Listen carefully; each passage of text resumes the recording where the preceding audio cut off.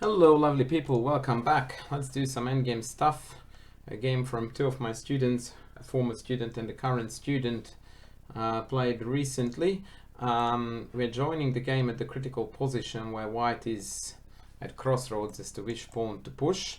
Very often we get stuck on these ideas, although more often than not very basic calculation does it very simply. Right now white has got d6, which is going to be met by king d7, and after that it's easy to see that we drop the c5 pawn, and that doesn't look particularly attractive, although the position is still totally winning.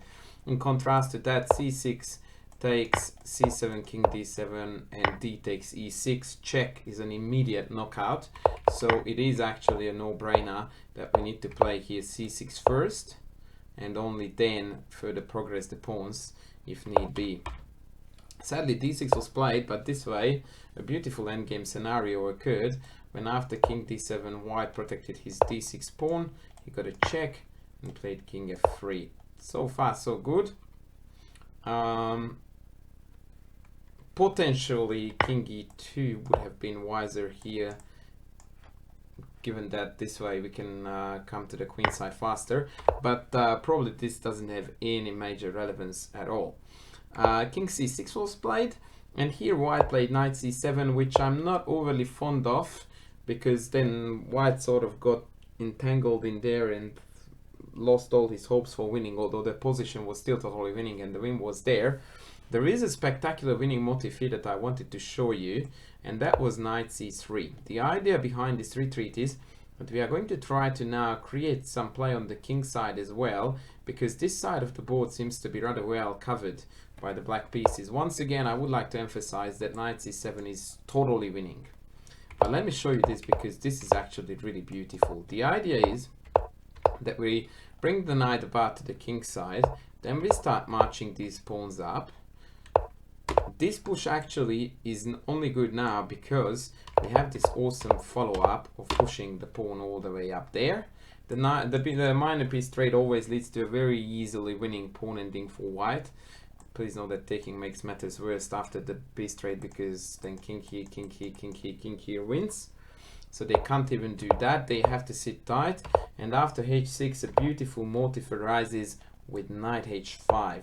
That was the whole point of pushing this pawn all the way down to h6, so that now the knight is immune to capture, because g6 breakthrough results in a quick queen promotion by white.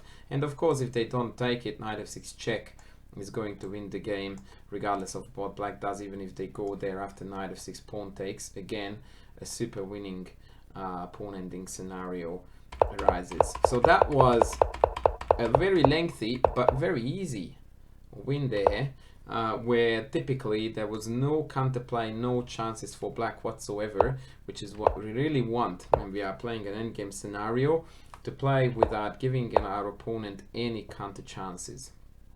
Now, whilst I don't mind this g4, g5 push here, I think it was fundamentally unnecessary to do this.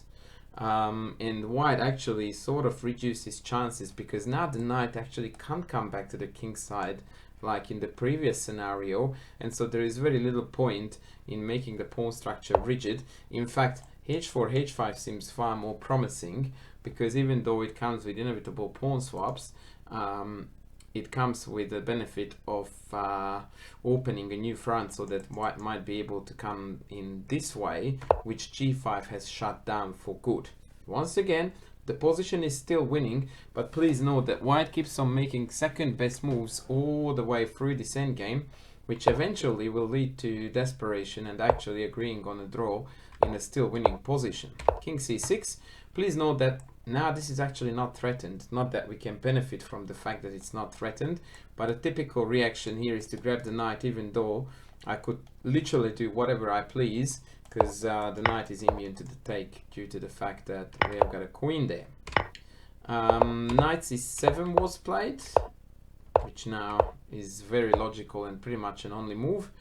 King d7, and once again the win is here, ready to take by the very simple knight a6. This move is super cool because it creates this check threat, and there is no convenient way available for black to stop it. If bishop d4, it very awkwardly jumps into this check fork motif here, so the king can't go back to d8, but if it goes to either of these squares after d6, this game, d7 check, the game is over, because, well, I can't take because of queen, and if I go to either of these squares, knight c6, and that's it. Bishop is hanging, d8, queen is pending, we win. If the bishop goes to a3 to stop the check, then we can actually win this in a number of ways. One of them is to bring the king about towards d4 and then knight c5 check. For example, check, king d4 takes, knight c5 check. Again, the king has to be super careful. And after d7 check, king e7, now we come from the other angle, utilizing the same motif, winning easily. Lovely stuff there again. I think also knight b8 check should be winning here from memory.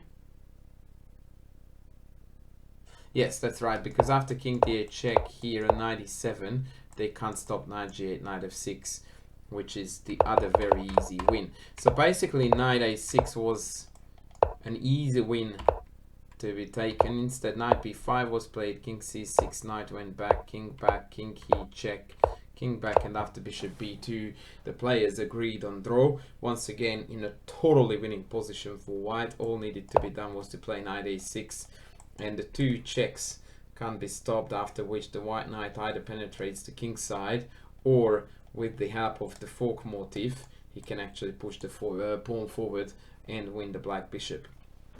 I think it's a very instructive endgame, especially for somewhat lower rated players who struggle for plans and don't really see how to maneuver around their pieces efficiently, to see that, yeah, it's never too late to reconsider your options, especially when the knight has so limited number of logical moves.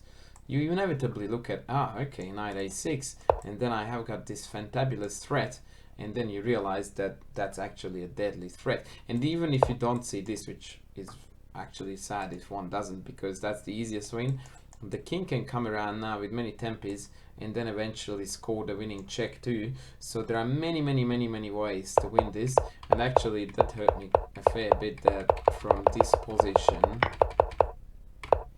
we actually didn't get more out of this than a draw. But such is life.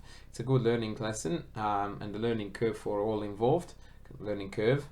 And I hope that you guys took away a couple of extra hints and motifs from this video as well. And I will be back with more soon. Thanks for watching. Bye.